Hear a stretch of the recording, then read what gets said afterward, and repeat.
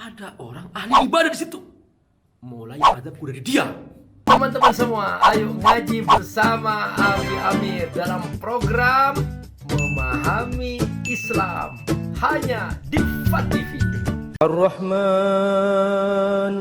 'allamal Qur'an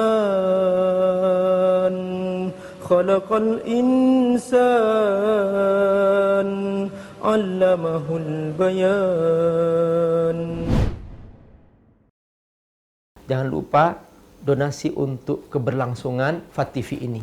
Insya Allah semua yang Anda donasikan Allah akan mengganti dengan lipat ganda, karena di sini Anda beramal jariah. Ayo bergabung dalam dakwah FAT TV. Semoga Allah berkahi. Ini mengerikan. Riwayat Ibnu Majah.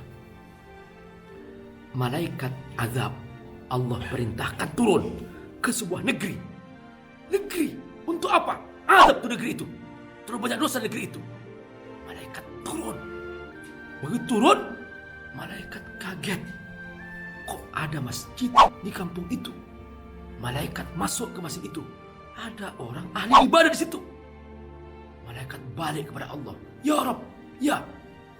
Ra'aitu abdan min ibadika. Aku melihat ada hambamu di situ. Lam ya'sika. Belum pernah berbuat maksiat. Kaifa u'adzibuhum. Bagaimana aku mengadab mereka? Ada hambamu ahli dzikir, ahli ibadah. Kata Allah, ibda bihi. Mulai adabku dari dia. Kaget mereka. Ya Allah, hambamu kau suruh adab pertama-tama. Innahu lam yaghdab fiyya. Dia hanya soleh sendirian. Dia hanya soleh untuk diri sendiri. Dia tidak pernah menegur orang lain di sekitarnya untuk mentaati aku. Dia hanya menikmati ibadah untuk dirinya sendiri, tapi tidak pernah mengajar orang lain. Perhatikan. Ini yang mengerikan, saudaraku. Seandainya Rasulullah SAW hanya soleh sendiri, dia begitu dapat wahyu duduk di masjid zikir, nggak ada dakwah, niscaya nggak ada perang. Nggak ada perang, Nabi nggak melawan, ditantang, Nabi diem. Mending aku ibadah aja, udah, aku diem aja. Nabi nggak melawan ketika itu. Niscaya Islam akan mati sudah di kota Madinah. Dan tidak ada sahabat-sahabat Nabi yang melanjutkan. Kenapa? Karena mereka hanya menikmati Islam. Saudara Allah, inilah sekarang kondisi umat Islam seperti ini. Jadi banyak orang Islam yang hanya mengambil Islam satu dimensi saja. Ada yang hanya ngambil ibadahnya saja, yang lain cuek aja, sehingga dia nggak ada dakwah, enggak. Islam ini misalnya nih, ada beberapa dimensi. Diperhatikan. Ada dimensi ibadah. Ini ada dimensi akidah. Ada dimensi ibadah. Ada dimensi zikir. Ada dimensi dakwah. Ada dimensi jihad. Nih, perhatikan Islam. Ini semua Islam. Sahabatku semua rahimakumullah. Ada yang hanya ngambil akidah saja, sehingga dia sibuk dengan akidah. Sampai-sampai urusan fikih dibawa ke akidah. Maka akhirnya saling menyerang. Padahal itu masalah fikih. Ya, masalah fikih, bukan masalah akidah. Dibawa ke akidah semua. Sampai-sampai urusan jenggot jadi akidah, urusan celana jadi akidah. Sampai seperti itu. Waduh, ini saking semua hanya kacamata akidah. Akhirnya timbul saling serang menyerang di tengah masyarakat. Ya Allah, langsung kamu kafir. Kenapa? Gak berjenggot. Kamu kafir karena kamu gak cingkrang. Ya Allah, sampai seperti itu, saudara-saudara. Jangan begitu. Inilah ketika hanya ngambil satu kacamata, akhirnya menjadi sempit Islam. Ada kemudian hanya ngambil ibadah. Ibadah.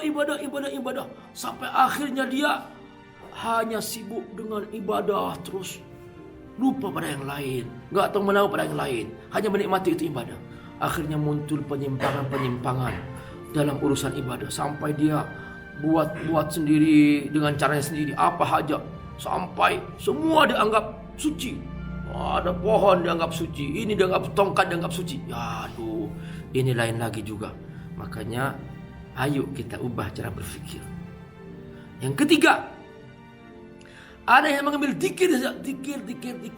Dia Nggak mau yang lain-lain. Pokoknya hanya urusan diriku. Pokoknya aku nggak tahu menahu. Nah, ini juga dia kurang lengkap. Ada yang hanya mengambil dakwah saja. Lupa dia nggak mencari ilmu. Nah, tambah lagi nih, ada ilmu. Ada masalah nanti saya jelaskan. Jadi dia nggak mencari ilmu, nggak belajar cara memahami Islam, hanya dakwah saja. Akhirnya yang dia sampaikan banyak yang menyimpang. Justru bukan hanya sesat, tapi menyesatkan orang lain. Makanya harus juga ada dimensi yang lain, yaitu dimensi ilmu. Tapi ada juga yang orang sibuk ilmu. Sampai akhirnya apa? Islam hanya menjadi bahan kajian, seminar, nggak sholat.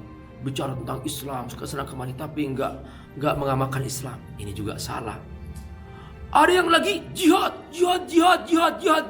Sampai kesana kemari, membawa bom sana, membawa bom sini.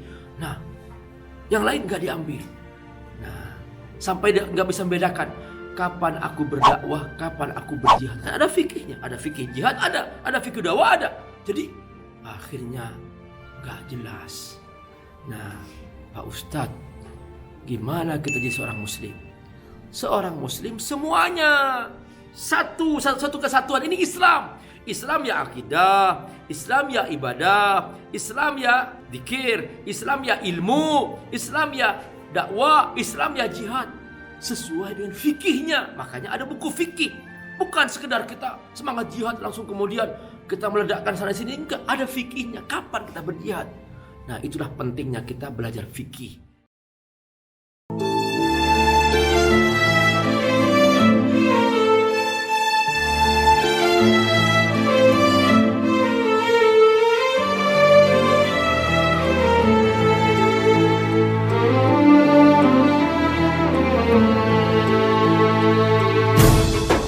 Allah